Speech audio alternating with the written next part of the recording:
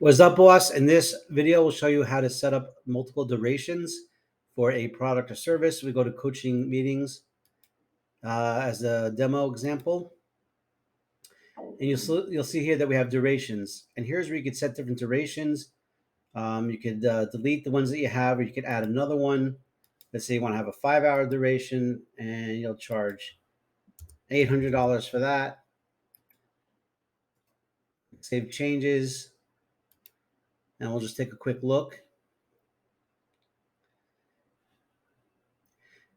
And this is great because for anybody that's selling a service where you want to allow for different booking times, so let's say you're a masseuse or you have a coaching session, whatever it is, you can allow your customer to choose how many durations what duration they want. So if they want a 2-hour meeting, a 3-hour meeting, a 4-hour meeting, 5 hours, etc. And of course, the price changes and your availability will change based on how many hours that is chosen.